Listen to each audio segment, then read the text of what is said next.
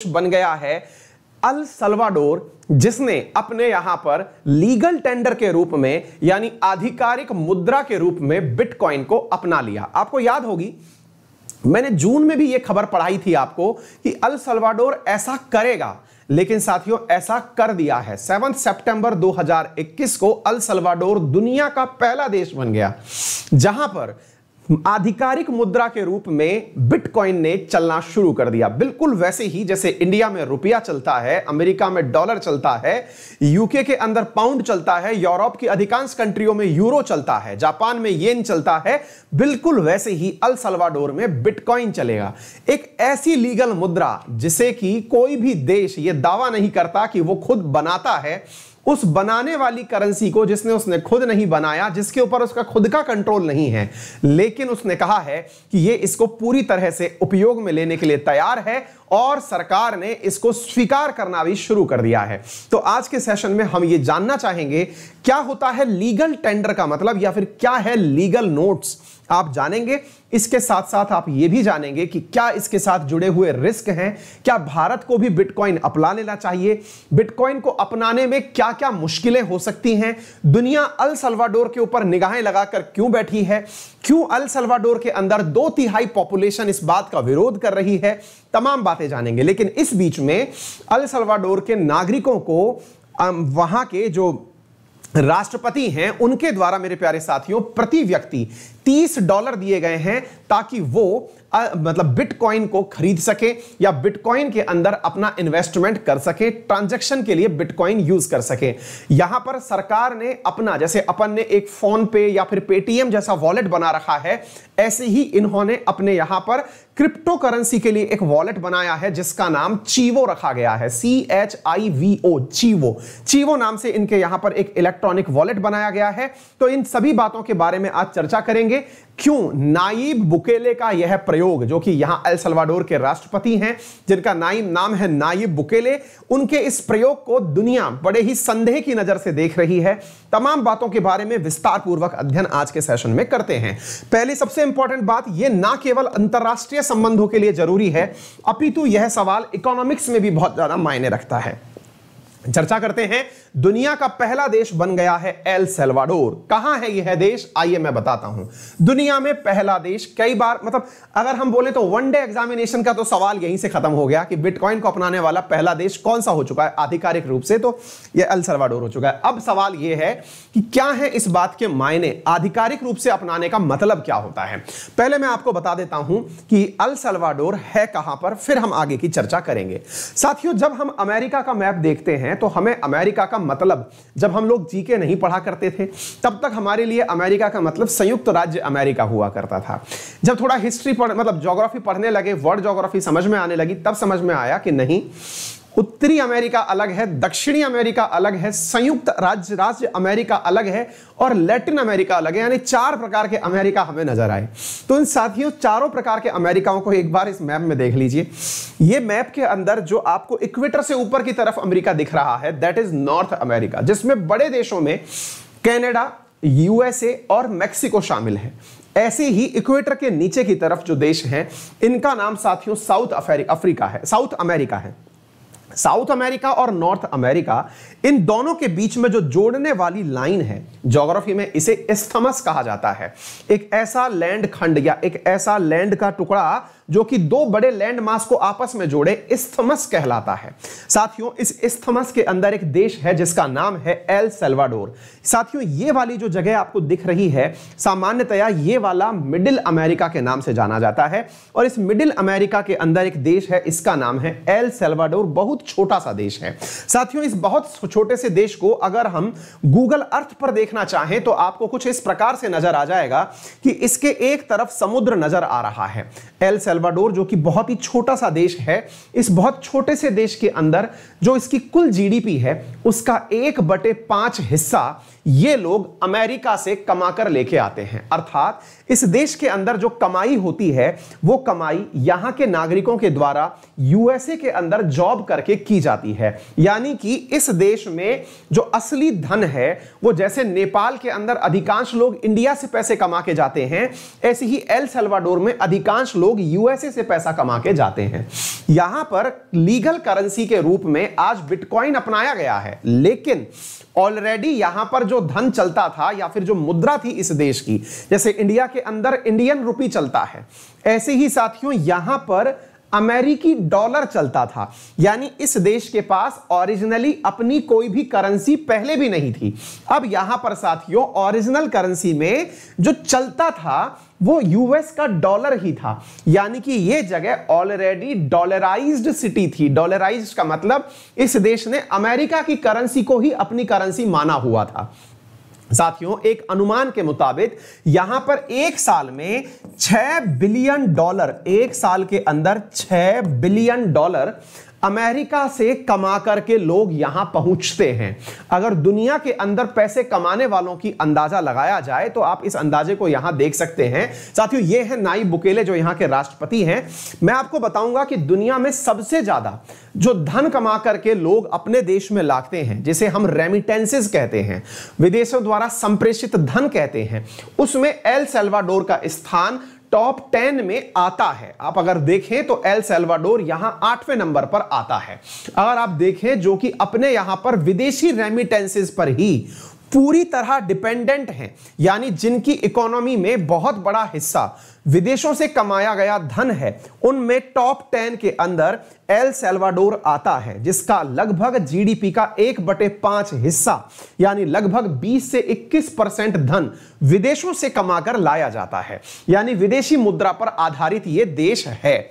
साथियों अगर हम बताएं कि सबसे ज्यादा इमिग्रेंट्स अमेरिका में कहां के रहते हैं, यानी अमेरिका में जो विदेशों से आकर रहने वाले लोग हैं, उनमें जहां सबसे ज्यादा नंबर मैक्सिको का है, वहीं साथियों नंबर दूसरे पर एल सल्वाडोर आता है।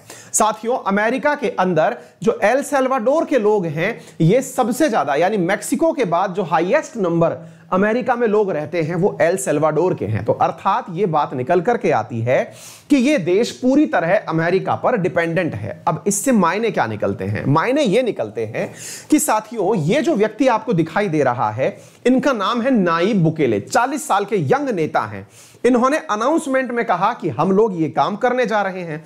सवाल बड़ा बना कि ऐसी क्या आवश्यकता आ पड़ी थी कि आपको डॉलर को हटा के बिटकॉइन अपनाना पड़ा। इसके पीछे इनके लॉजिक सुनिए। इनका लॉजिक यह है कि जब लोग अमेरिका से यहां पर आते हैं, यानी कि जब लोग अमेरिका से पैसा पहुंचाते हैं अपने घरों में, तो पैसा पहुंचाने के लिए चूंकि हमारे यहां पर बैंकों का अभाव है, पूरे देश के अंदर मात्र 1/3 जनसंख्या ऐसी है जिसके पास बैंक अकाउंट है।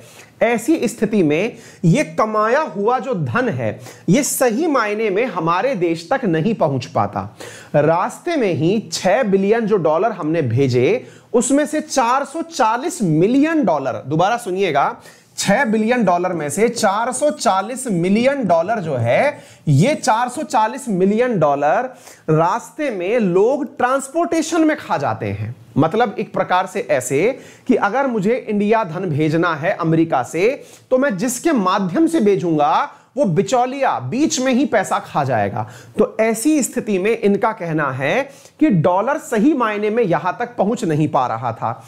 लेकिन दुनिया में बिटकॉइन जिसका कोई मालिक नहीं है, उस बिटकॉइन में अगर डॉलर को कन्वर्ट कर दिया जाए तो फिर उसे एल सल्वाडोर क्या दुनिया के अंदर कहीं पर भी ले जाया जा सकता है। बिल्कुल यूं समझिए, अगर मैं आपसे यह कहूं कि आप बैंक में जाकर के 1 लाख रुपए जमा कराइए और अमेरिका जाकर के उन 1 लाख रुपयों को निकाल लेना, तो साथियों ऐसे समय पर बैंक वाले जहां आप जमा कराओगे यहां पर भी और जहां निकालोगे वहां पर भी ट्रांजैक्शन चार्ज वसूलते हैं। यह प्रैक्टिकल चीज है। अगर आपको कभी ऐसा लगे कि आपको विदेश यात्रा करनी है तो आप कैश नहीं ले जा सकते विदेश, आपको उसी देश की मुद्रा में इसे कन्वर्ट कराना होता है। ऐसी स्थिति में आपके पैसे कन्वर्जन में बहुत सारे खर्च हो जाते हैं।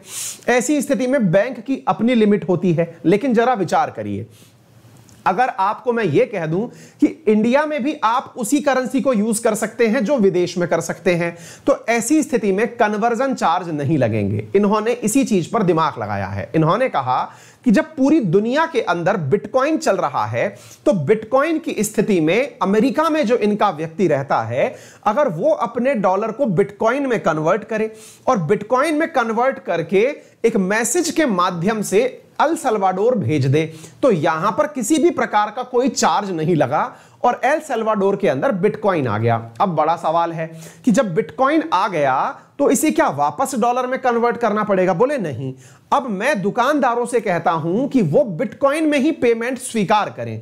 तो अब आप पूछेंगे तो ये तो अच्छी बात है ना सर, इसमें बुराई क्या है? ये तो बहुत अच्छा लग रहा है कि कोई देश एक ऐसी करेंसी को अपना रहा है जिसमें पूरा दुनिया जो है इन्वेस्टमेंट कर रही है। बुराई क्या है? अब हम उस पर चर्चा करेंगे, क्योंकि ये बहुत ज्यादा महत्वपूर्ण है आप लोगों के लिए जानना, क्योंकि आप लोगों के मन में इसको लेकर के बहुत सारे सवाल उठेंगे कि इंडिया बिटकॉइन को क्यों नहीं अपना लेता और बिटकॉइन को अपनाने के नुकसान क्या हैं। आइए मैं सारी बातें करता हूं, लेकिन इससे पहले आप कुछ तथ्य जान लीजिए। 7 सितंबर को एल सल्वाडोर दुनिया का पहला देश बन गया है। दूसरा, इन्होंने अपने देश के अंदर रहने वाले हर नागरिक को $30 दिए हैं ताकि वो बिटकॉइन खरीद सके। चौथा, साथियों, यहां पर अगर आपको नागरिकता प्राप्त करनी है तो आप बिटकॉइन से $1,40,000 यहां पर इन्वेस्ट करें और आपको यहां पर रहने की नागरिकता परमानेंट एल सल्वाडोर में विद प्लॉट मिल जाएगी। यह इनका ऑफर है। यानी कि इनका मानना है कि दुनिया में जितने भी निवेशक हैं वो यहां पर आएंगे। इनका कहना है कि लगभग $800 बिलियन की इकोनॉमी बिटकॉइन की है। अगर 1% भी मेरे पास आ गया इन्वेस्टमेंट तो भाई मेरा देश तो सुधर जाएगा। कैसे आएगा इन्वेस्टमेंट इनके पास? आइए मैं पहले आपको कुछ मूल बातें बताता हूं, तब जाकर के आपको यह बात समझ में आएगी। साथियों, होता क्या है कि मतलब पहले मैं आपको प्रो एंड कॉन्स बताता हूं ताकि आप इस चीज को समझ पाएं। साथियों, कुछ इस प्रकार से समझिए इस बात को कि जब आप किसी देश के अंदर करेंसी के रूप में, लीगल टेंडर के रूप में अगर बिटकॉइन को अपनाते हैं, पहले तो मैं आपको यह बता दूं कि लीगल टेंडर क्या होता है। हालांकि मैंने कल भी आपको बताया था लीगल टेंडर के बारे में, फिएट करेंसी के बारे में, कमोडिटी करेंसी के बारे में, लेकिन फिर भी मैं कुछ बातें आपको यहां पर बताना चाहता हूं। साथियों, कल मैंने आपको इकोनॉमिक्स का एक टर्म सिखाया था लीगल टेंडर से पहले, फिएट करेंसी और कमोडिटी करेंसी के बारे में। फिर भी एक बार रिवाइज कर लीजिए। यदि कोई धातु की ही मूल्य मार्केट में चले, जैसे मान लीजिए कि मैंने ₹1 का गोल्ड का सिक्का बनाया और उसके आधार पर कोई वस्तु खरीदी, तो उस चीज को हम लोग कमोडिटी करेंसी कहेंगे। यानी कि असल में जितना गोल्ड का वैल्यू है उतना सामान हमें मिल जाएगा। This is known as commodity currency. Point number 1। दूसरा पॉइंट था फिएट करेंसी। फिएट करेंसी का मतलब हुआ कि मैं एक देश के अंदर, मतलब मैं पूरा एक देश हूं, यानी कि मैं भारत हूं और भारत में मैंने ये कहा कि यहां सोने के अथवा चांदी के सिक्के नहीं चलेंगे। मैं प्रिंटिंग प्रेस से कुछ नोट छपा के ला रहा हूं। इन नोट को ले जाइए और ले जाकर के जो सामान खरीदना है खरीदिए। This is known as fiat currency. यानी ऐसी करेंसी जिसके पीछे कमोडिटी यानी वस्तु ना जुड़ी हुई हो तो वो फिएट करेंसी कहलाती है। फिर लीगल टेंडर क्या है? तो फिर एक बात बताइए सर कि मैं आपके ही प्रिंटिंग प्रेस से नोट क्यों छपवाऊं? मैं ऐसा नहीं कर लूं? बोले क्या, मेरे पास भी एक बहुत बढ़िया प्रिंटिंग प्रेस रखी हुई है जो आपसे ज्यादा कड़क नोट छापती है। आप तो केवल महात्मा गांधी की फोटो लगाते हो, मैं तो सारे स्वतंत्रता सेनानियों की बढ़िया फोटो लगा सकता हूं। या फिर आप तो केवल और केवल राजनेताओं की फोटो लगाते हो, मैं तो अंतरराष्ट्रीय नेताओं की भी फोटो लगा दूंगा। मैं तो इसमें सारे एक्ट्रेसेस की भी फोटो लगा दूंगा, एक्टर्स की भी फोटो लगा दूंगा, सब कुछ करके बढ़िया बढ़िया नोट छाप दूंगा। अगर आप कहें तो मुझे नोट छापने की इजाजत दीजिए और हां, मैं उसके ऊपर रुपया ही लिखकर रखूंगा। जरा विचार करिए, अगर दुनिया में ऐसे नोट चलने लग जाएं जिसमें कि आपके पास हो प्रिंटर और आप प्रिंटर से बढ़िया कलरफुल नोट निकालें एकदम कड़कड़ाता हुआ और वो आप कहें कि लीजिए सर इतने रुपए का हमें ये सामान पकड़ा दीजिए, है तो बड़ा इंटरेस्टिंग। तो ये तो टेक्निकली चल जाना चाहिए। लेकिन फिर क्यों ऐसा होता है कि आपके द्वारा छापा गया नोट जिसका कोई कुछ नहीं देता और एक सरकार के द्वारा छापा गया नोट जिस पे अगर लिख दिया गया एक छोटे से टुकड़े के ऊपर 2000 तो 2000 का कोई सामान दे देता है? इतने से टुकड़े के ऊपर आपने 2000 लिख दिया तो 2000 का सामान दे दिया, 10 लिख दिया तो 10 का सामान दे दिया। यानी कि यार ये प्रिंटिंग प्रेस गजब है? तो ऐसी स्थिति में साथियों उस नोट की वैल्यू नहीं है, वैल्यू है उस नोट के नीचे लिखे हुए गवर्नर के हस्ताक्षर की, जिसमें लिखा हुआ है कि मैं धारक को इतने रुपए अदा करने का वचन देता हूं, यानी कि मैं लीगली बाइंड हूं, मैं कानूनी रूप से बाध्य हूं कि यदि ये पैसा, अगर आप 2000 का नोट लेकर मार्केट में गए और किसी ने ये कह दिया अरे इसकी वैल्यू 2000 नहीं है, मैं तो इसका नोट लेकर के 1000 का ही सामान दूंगा, तो आप ऐसी स्थिति में पुलिस में कंप्लेंट कर सकते हैं और सामने वाले व्यक्ति को गिरफ्तार करवा सकते हैं। याद है कुछ दिनों पहले ऐसा ही 10 रुपए के सिक्के के साथ हुआ था। जो 10 रुपए के सिक्के थे उसको कुछ दुकानदारों ने लेने से मना कर दिया। उन्होंने कहा कि नहीं, हम ये नहीं लेंगे और इसके अंदर लेंगे तो हम 2 रुपए का चार्ज और वसूलेंगे। ऐसी स्थिति में उन दुकानदारों पर केस हुए, उन्हें जेल जाना पड़ा, क्योंकि जिसको सरकार ने अलाउ कर दिया आप उसे मना नहीं कर सकते। This is known as legal tender. आ गई बात समझ में? सीधे अर्थों में कहूं तो अल सल्वाडोर के अंदर ये जो बिटकॉइन है अब ये लीगल टेंडर बन गया है, यानी दुकानदार अब इसको लेने से मना नहीं कर सकता। आप गए, आपने कहा कि मेरे पास बिटकॉइन है, आपको इसी में पैसे में सामान देना होगा। आप पूछेंगे सर बिटकॉइन तो बहुत महंगा आता है। बिल्कुल सही कह रहे हैं साथियों, बिटकॉइन जो है वो अभी एल सल्वाडोर ने 400 बिटकॉइन परचेज किए हैं। हम में से बहुत सारे लोगों को लगेगा कि यार बिटकॉइन बहुत सस्ती चीज होती होगी, ऐसा नहीं है साथियों। 400 बिटकॉइन अभी एल सल्वाडोर ने अपने पास रखे हैं, जिसकी कीमत $21 मिलियन आंकी गई है, $21 मिलियन। फिर आप पूछेंगे तो फिर लोग कैसे खरीदते हैं सर बिटकॉइन? $400 मिलियन मतलब $21 मिलियन के अंदर 400 अगर बिटकॉइन खरीदे गए तो इसका मतलब तो यह हो गया कि लगभग जो है मतलब 1/4 यानी कि $0.25 मिलियन का एक बिटकॉइन है। बिल्कुल आप सही सोच रहे हैं, यानी कि ये तो बहुत महंगा होता है। तो फिर लोग कैसे खरीद पाते होंगे सर? ये तो कोई बस की बात ही नहीं है साथियों। ये फ्रैक्शंस में बिकता है, बिल्कुल वैसे ही जैसे गोल्ड 1 किलो में बिके जरूरी नहीं है ना। बिटकॉइन को 1 किलो समझिए, फिर आप उसमें 5 ग्राम की अंगूठी बनवाइए, 10 ग्राम की बनवाइए, 100 ग्राम की बनवाइए, ये आपके ऊपर है। कहने का अर्थ ये है कि जो बिटकॉइन है ये फ्रैक्शंस में मार्केट में बिकता है, अंश के रूप में बिकता है। सर ये बनता कहां है, कौन बनाता है, क्या इसकी भी प्रिंटिंग प्रेस है क्या? नहीं बेटा, इसके लिए प्रोग्राम चलाए जाते हैं कंप्यूटर्स के अंदर। कंप्यूटर्स में जब लंबे समय तक प्रोग्राम चलता रहता है तब जाकर के कोई एक बिटकॉइन बनकर आता है। साथियों कहते हैं कि कंप्यूटर्स में लंबे घंटों तक, यानी कि 1-1 महीने 2-2 महीने तक सुपर कंप्यूटर जैसे कंप्यूटर जब कोई प्रोग्राम बनाकर एक ऐसा देते हैं जिसका कोई तोड़ ना हो, कोई उस प्रोग्राम को तोड़ ना पाए, कोई उसे एनक्रिप्ट ना कर पाए, तो उसे बिटकॉइन का दर्जा दिया जाता है। एक ऐसा प्रोग्राम जो कि अपने आप में इतना यूनिक हो कि उस जैसा दोबारा ना बनाया जा सके, उस प्रोग्राम की कीमत बिटकॉइन की कीमत होती है। तो फिर आप पूछेंगे कि सर इसको बनाया कैसे जाता है? कंप्यूटर्स के माध्यम से विभिन्न प्रकार की एल्गोरिदम रन करके इसे बनाया जाता है। तो बिटकॉइन को बनाने की प्रक्रिया बिटकॉइन माइनिंग कहलाती है। इस टर्म को नोट कर लीजिएगा, बिटकॉइन को बनाने की प्रक्रिया बिटकॉइन माइनिंग कहलाती है। और एल सल्वाडोर अब बिटकॉइन माइनिंग कर रहा है, जिसमें बहुत सारे कंप्यूटर्स लगाने की आवश्यकता पड़ती है और इन कंप्यूटर्स में बहुत सारी एनर्जी वेस्ट करने की आवश्यकता पड़ती है, क्योंकि ये दिन रात 24 घंटे 7 दिन चलते ही रहते हैं, तब कहीं महीनों में जाकर के एक बिटकॉइन बनकर आता है। तो ये तो हो गई बिटकॉइन माइनिंग। अब सवाल बनता है, सर एक बात बताइए, कोई देश अपने ही नाम से करेंसी क्यों चलाना चाहता है? अब आप ऐसे समझिए, आज भारत सरकार ने रुपया चला रखा है। आज आपको पता है कि मैं अगर मार्केट में जाऊंगा तो मुझे यह पेन 10 रुपए का मिल जाएगा। अब जरा विचार करिए और इस बात को समझिएगा कि कोई भी देश, यह बहुत बड़ा सवाल है और इस प्रश्न को साइड में लिख करके भी रख लीजिएगा कि कोई भी देश बिटकॉइन को एज ए करेंसी क्यों नहीं अपना लेता और एल सल्वाडोर की क्यों आलोचना हो रही है कि कहीं ऐसा ना हो कि यह निमट जाए। साथियों सुनकर देखिए, मान लीजिए कि मैंने आपसे यह कहा कि यह पेन 10 रुपए का है। अब आप 10 रुपए के इस पेन के लिए मुझे मार्केट में 10 रुपए पकड़ाए कि जाइए पेन लेके आइए। मैं गया और मैंने ये पेन 10 रुपए का परचेज कर लिया। साथियों कल मैं फिर मार्केट गया, मुझे पता चला कि ये मार्केट में पेन 10 रुपए का जो कल था आज ये 15 रुपए का हो गया है। आप पूछेंगे ऐसा कैसे हुआ? ऐसा इसलिए हुआ क्योंकि जिस रुपए से मैं इसको खरीदने आया था अब उस रुपए की वैल्यू गिर गई है। वैल्यू गिर गई है मतलब जितना 10 रुपए में सामान आता था उतना अब 15 में जाके आएगा, क्योंकि करेंसी जो है वो अंतरराष्ट्रीय रूप से गिर गई है। आप पूछेंगे सर हमारे यहां तो ऐसा नहीं होता है, हमारे यहां तो लंबे समय तक वैल्यू फिक्स रहती है। वो इसलिए रहती है क्योंकि अपनी करेंसी को reserve bank of India control करती है। कंट्रोल करने का मतलब यह है कि डॉलर के मुकाबले रुपए का रेट कितना होगा, इसको आरबीआई कंट्रोल करती है, यानी कि हमारी इस पूरी प्रक्रिया को पकड़ के रखा जाता है। आई बात समझ में? रेगुलेटेड मनी है हमारी, पूरी तरह आजाद नहीं है। फिर आप पूछेंगे तो एक बात बताइए, बिटकॉइन के केस में क्या होगा?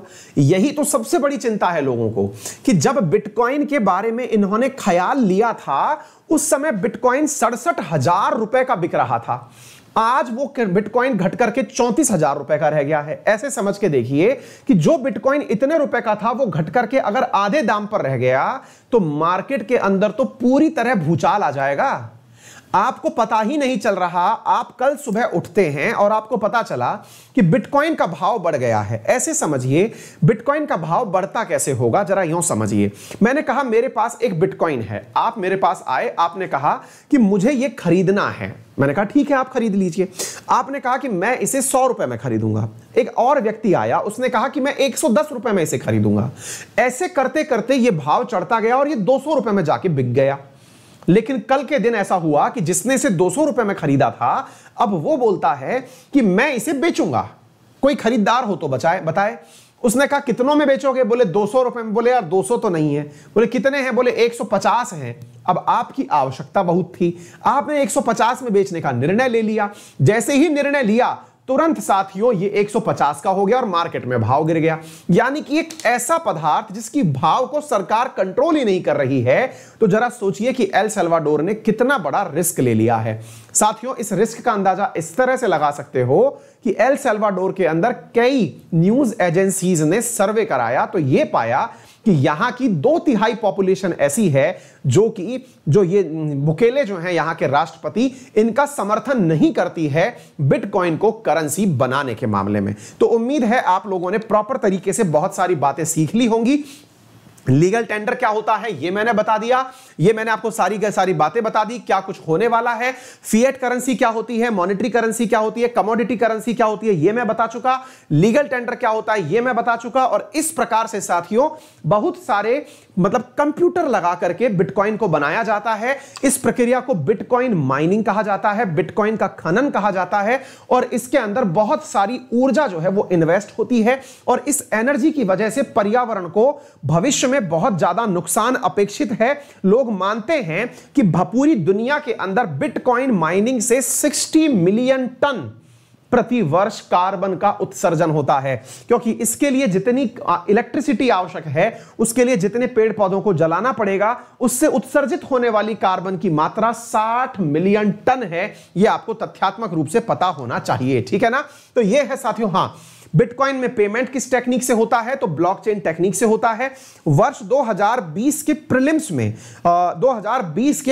में बिटकॉइन पर ही यूपीएससी ने सवाल पूछा हुआ है इस ब्लॉकचेन टेक्नोलॉजी के ऊपर, इसलिए यह पूरी तरह आपके पेपर से संबंधित सवाल है। किसी भी पेपर के अंदर यह सवाल पूछा जा सकता है। उम्मीद है आप लोगों को यह बात समझ में आ गई होगी, ठीक है।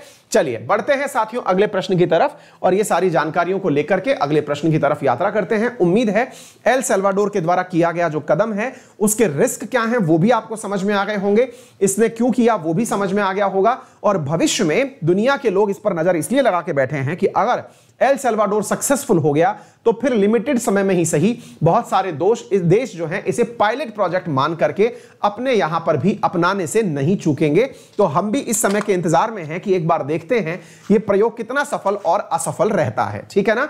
चलिए आगे बढ़ते हैं साथियों अगले प्रश्न की तरफ। हां एक चीज और जान लीजिएगा, मैंने आपको पहले भी बताया था चीवो करके ऐप है इनका। चीवो इन्होंने एक ऐप बनाया है जिसके माध्यम से आप बिटकॉइन को परचेज और वो कर सकते हैं, ठीक है ना। आदर्श दुबे लिख रहे हैं कि जलवायु परिवर्तन के लिए एक चुनौती होगा, बिल्कुल है, मैंने आपको ये बता ही दिया है, ठीक है ना। हाँ भाई सौभाग्य बता रहे हैं 37.34 लाख रुपए रेट है अभी एक बिटकॉइन का। हाँ बिल्कुल, मतलब ये एक नंबर्स के हिसाब से मैंने बता दिया है आपको, ठीक है ना। सर तालिबान की न्यूज, गवर्नमेंट की न्यूज, यार लक्ष्य तालिबान की न्यूज ना 15 अगस्त से चली आ रही है, तो अभी कोई भी कंक्रीट न्यूज जब तक नहीं आएगी तब तक मैं आपको कोई जानकारी उसके बारे में नहीं दे पाऊंगा। हाँ, पीयूष सैनी लिख रहे हैं, गुरुदेव भारत में इतने अच्छे आईआईटी हैं, उसने अच्छे अच्छे काम किए, फिर भी वर्ल्ड इंस्टीट्यूट रैंकिंग में हम पीछे क्यों रह जाते हैं? बेटा, अगर हमारे इंस्टीट्यूट अपने हिसाब से रैंकिंग निकालने लगे तो वो दुनिया वाले लोग पीछे रह जाएं। असल में उन्होंने अपने हिसाब से अपनी रैंकिंग निकालना शुरू कर रखा है, जो उनको शूट करती है वैसी चीज बनाते हैं। अब जरूरत है कि इंडिया वाले अपनी रैंकिंग निकालें, ठीक है ना? पूजा लिख रही है, सर वो अपने देश में क्यों नहीं करेंसी कंट्रोल करते? बेटा, उनके देश के अंदर जब 1/5 करेंसी डॉलर अमेरिका का चलता है, पूरे देश में डॉलर ही चलता है, तो वो कोई नया नोट छाप नहीं सकते। ऐसी स्थिति में उन्हें एक तीसरा विकल्प निकालना पड़ा। बिटकॉइन करेंसी क्या कॉइन में होती है क्या? शनि शर्मा, नहीं बेटा, जैसे अपने पेटीएम में बैलेंस दिखता है ना, फोन पे के अंदर बैलेंस दिखता है, वैसे दिखता है ये, है ना? ऐसे समझिए आप। सर इंडिया का कौन सा स्थान है रेमिटेंसेस के अंदर? रोहिताश, वर्ल्ड के अंदर रेमिटेंसेस की अगर वैल्यू की बात करें तो इंडिया नंबर 1 पर आता है, जिसने सबसे ज्यादा रेमिटेंसेस प्राप्त किए। डॉलर इतना महंगा क्यों है कुमार? क्योंकि डॉलर के पीछे जो जुड़ी हुई करेंसी है, मतलब जो वैल्यू है, कमोडिटीज जुड़ी हुई हैं, वो बहुत स्ट्रांग है। यानी कि अगर डॉलर दुनिया में कहीं पर भी बेचा जाएगा तो उसके बदले में सामान मिलने की जो श्योरिटी वो बिल्कुल ज्यादा है, क्योंकि डॉलर जिस देश की करेंसी है उसकी जीडीपी दुनिया में सबसे बड़ी है। यानी कि डॉलर के पीछे जो देश की वैल्यू जुड़ी है वो बहुत बड़ी जुड़ी हुई है, ठीक है? भारत में भी 3 बड़ी अम्माएं खड़ी करनी पड़ेंगी, हाँ, फिच मूडीज वगैरह ना, हाँ बिल्कुल खड़ी करनी, लेकिन ये निकालती नहीं है रैंकिंग, ठीक है? धर्मेंद्र, बिल्कुल यार, कोशिश करते हैं, है ना? हो गया। ऑस्ट्रेलिया इंडिया की न्यूज, हाँ ठीक है, हम भी बना सकते हैं, बिल्कुल बना सकते हैं, लेकिन भारत सरकार ने अभी बिटकॉइन के ऊपर या क्रिप्टो करेंसीज के उपयोग पर पूरी तरह रोक लगा रखी है। लोग उस रोक के बावजूद भी बिटकॉइन में ट्रेडिंग करते हैं, जो कि बहुत रिस्की काम है। रिस्की इसलिए कि अगर आपके साथ कोई भी दुर्भाग्यपूर्ण घटना होती है तो ऐसी स्थिति में आपको उसका जो खर्च हुआ पैसा है वो वापस नहीं मिलेगा, ठीक है? क्लियर है? श्रवण कुमार, एक बार देख लेना बेटा फाइनेंस है कि नहीं। बिल्कुल बना सकते हैं। खिलाड़ी चतुर्वेदी, बिल्कुल बना सकते हैं। डन हो गया। चलिए आगे बढ़ते हैं साथियों अगले प्रश्न की तरफ। तो उम्मीद है आपको सारे की सारे जो क्यूरियोसिटी वाले डाउट थे वो क्लियर हो गए होंगे।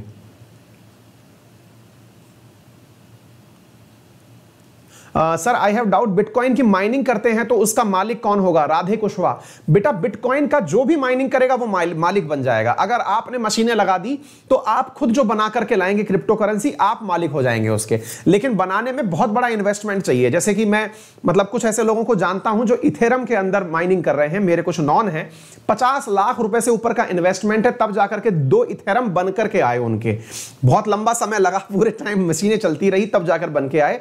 तो ये चलता है देश में, इंडिया में भी बहुत सारे लोग काम कर रहे हैं इसके बारे में, ठीक है? ये क्रिप्टो करेंसी है, बिल्कुल क्रिप्टो है, ठीक है? आइए साथियों आगे चलते। जरूरी जानकारियों में जो आपके सामने सबसे बड़ी जानकारी होनी चाहिए वो ये है कि अनअकैडमी पर आज रात 12 बजे से शुरू हो चुका है, अब चल रहा है और कल रात 12 बजे तक एक बेहतरीन ऑफर चल रहा है एसएससी कैटेगरी के विद्यार्थियों के लिए। उनकी फीस में सीधा 15% का डिस्काउंट प्लस 10% का डिस्काउंट, अर्थात उनका जो सब्सक्रिप्शन कॉस्ट, 2 साल का सब्सक्रिप्शन कॉस्ट जिसके अंदर 7800 रुपए में कोर्स पहले मिला करता था, वो 6600 रुपए में आज और कल के लिए दिया जा रहा है। आप रेफरल कोड अंकित 10 लगाकर एडिशनल 10% डिस्काउंट में, आप कुछ इस प्रकार से समझिए कि 24 महीने का सब्सक्रिप्शन आपको मात्र 6000 रुपए में दिया जा रहा है। एक प्रकार से अगर हम मंथली कीमत निकालें तो वो 300 रुपए से भी कम रुपए में महीने में, 300 रुपए महीने। साथियों अंदाजा लगाइए कि इतने कम रुपए में आपको पूरा इंडिया लेवल का जीके, मैथ, रीजनिंग, इंग्लिश, ये सारी चीजें, और वो भी इंडिया के टॉप मोस्ट एडुकेटर्स के द्वारा, जो इस कैटेगरी के अंदर सबसे बेस्ट एडुकेटर्स हैं, उनके द्वारा उपलब्ध कराया जा रहा है। तो आप आज ही इस सब्सक्रिप्शन को बुक कर लें, बहुत ही अल्टीमेट ऑप्शन है आपके लिए, क्योंकि आप अगर इस ऑप्शन को ज्वाइन करते हैं तो आपको मेरे साथ पढ़ने का मौका मिलता है। मेरे इस बैच में जो कि 1 सितंबर को शुरू हुआ था, जिसके अंतर्गत हम आपको इंडियन जीके के अंदर आर्ट एंड कल्चर पढ़ा रहे हैं, आप इसे मेरे साथ पढ़ेंगे और कंप्लीट करके फिर हम ज्योग्राफी में एंट्री करेंगे।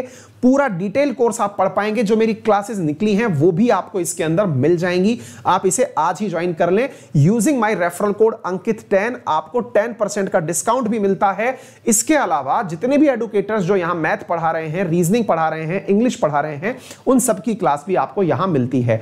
अनअकैडमी पर स्पेशल क्लास के अलावा, जो फ्री क्लासेस हैं उसके अलावा जो पेड क्लासेस हैं, उसमें एक बहुत बेहतरीन फीचर जो दिया जा रहा है वो ये है कि यहां पर विद्यार्थी जो पेड क्लासेस वाले हैं वो अपने एडुकेटर के साथ में बात कर सकते हैं। हमारे साथ में चैट के दौरान फोन पे भी बात हो सकती है। अपना एप्लीकेशन इतना ज्यादा इंटरैक्टिव बन चुका है। इसके साथ साथ आपको एक फीचर और मिलता है और वो है डाउट का फीचर। अगर आपको कोई डाउट है किसी भी प्रकार का, आपको कोई किसी भी बुक का सवाल चाहिए, आप उसका स्क्रीनशॉट लीजिए और हमें भेज दीजिए। युक्त समय के अंदर आपके पास उसका सॉल्यूशन पहुंचा दिया जाएगा।